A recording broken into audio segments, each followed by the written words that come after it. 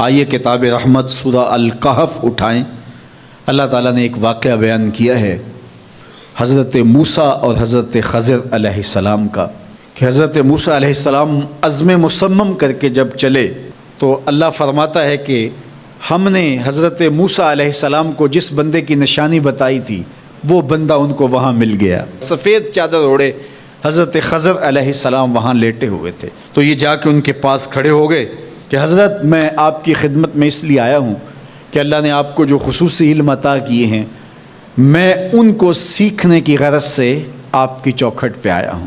کہا تم میرے ساتھ صبر نہیں کر پاؤ گے، معاملے مشکل ہیں، سفر دشوار ہے، منزل کٹھن ہے، اور میرے معاملات ایسے ہیں کہ تم اعتراض کرو گے اس کے بغیر تم رہ نہیں سکتے۔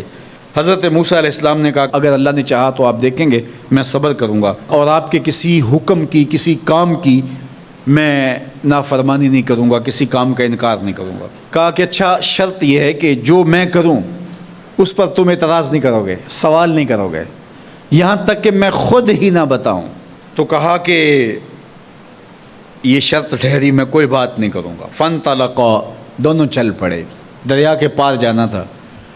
جو کشتی کا مالک تھا، کشتی بان تھا، وہ حضرت خضر علیہ السلام کو جانتا تھا تو اس نے کرایہ بھی نہیں لیا، لیکن جب کشتی پر سوار ہوئے تو عصا مار کے حضرت خضر علیہ السلام نے کشتی کا ایک پھٹا توڑ دیا۔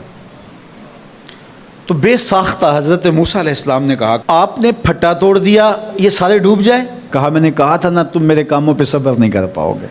تو حضرت موسیٰ کو یاد آیا، کہا میں بھول گیا تھا، اس پر مواخذہ نہ کیجیے۔ پھر دونوں چل پڑے، بچے کھیل رہے تھے، ایک خوبصورت لڑکا وہ بھی بچوں میں کھیل رہا تھا۔ حضرت خضر آگے بڑھے اور اس کی گردن مروڑ دی، اس کو قتل کر دیا۔ صاحب شریعت تھے حضرت موسیٰ علیہ السلام، نہ رہ سکے، پھر بول پڑے ایک جان کو بغیر کسی جان کے بدلے میں قتل کر دیا، اس نے گوایا کیا تھا ہمارا؟ آپ نے بہت ہی جو ہے وہ غلط کام کیا، یہ کام اچھا نہیں کیا آپ نے۔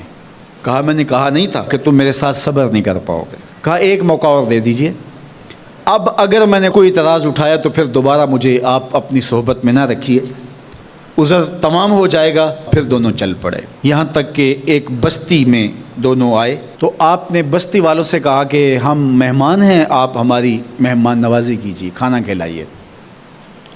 تو انہوں نے انکار کر دیا، کہا کہ ہم تو آپ کو بلایا نہیں ہے، آپ خود آئے ہیں، آپ اپنے کھانے کا خود انتظام کیجیے۔ گزر رہے تھے گلی سے تو ایک دیوار گرنا چاہ رہی تھی، تو جلدی سے اس دیوار کو مرمت کر دیا۔ کہا حضرت ہم اگر چاہتے تو اس پہ اجر لے سکتے تھے، انہوں نے ہمیں کھانا تک نہیں دیا اور ہم ان کی دیواریں سیدھی کر رہے ہیں۔ کہا اب تمہاری میری جدائی ہو گئی، تم نے یہ بھی اعتراض کر دیا۔ تو انہیں یاد آیا کہ وہ یہ بھی اعتراض ہو گیا۔ اب میں تمہیں بتاتا ہوں کہ یہ 3 کام میں نے کیوں کیے۔ اللہ اکبر۔ اب سنیے، قرآن ہمیں بتاتا ہے کہ ظاہری علم بھی ہوتا ہے لیکن کوئی باطنی علم بھی ہوتا ہے۔ کہا وہ پہلی بات کشتی والی سنو، یہ 2 مسکین بچوں کی کشتی تھی، ان کے گھر کا چولہا اس کی کمائی سے جلتا تھا۔ دریا کنارے کنارے ایک ظالم بادشاہ رہا تھا جو لوگوں کی کشتیاں چھین رہا تھا، ہم نے تھوڑا سا عیب لگا دیا، وہ ٹوٹی کشتی چھوڑ کے چلا گیا۔ اب وہ تھوڑے سے پیسے لگا کے کشتی مرمت کرا لیں گے، گھر کا چولہا جلتا رہے گا، بتاؤ اچھا کیا یا برا کیا؟ کہا رہی بات اس بچے کی جس کو ہم نے قتل کیا، اس کے ماں باپ مومن تھے، نیک تھے، صالح تھے، بچے نے بڑا ہو کے بہت برا ہونا تھا، ہم نے اس کو قتل کر دیا، اللہ اس کے بدلے ان کو بہتر اولاد دے گا۔ علماء تفسیر نے لکھا ہے اس بچے کے بدلے میں اللہ نے ان والدین کو ایک بیٹی عطا کی جس کی نسل سے 70 نبی پیدا ہوئے۔ دیوار کی کہانی بھی سن لیجئے، یہ شہر کے 2 یتیم بچوں کی دیوار تھی اور اس کے نیچے ان کا خزانہ تھا اور ان کا باپ بڑا نیک تھا۔ خزانہ دیوار کے نیچے ہے، دیوار گرنا چاہ رہی ہے، کسی معمولی دھکے سے گر جاتی۔ 2 ہی صورتیں تھیں، یا وہ بچے خود اپنا خزانہ اٹھا لیتے یا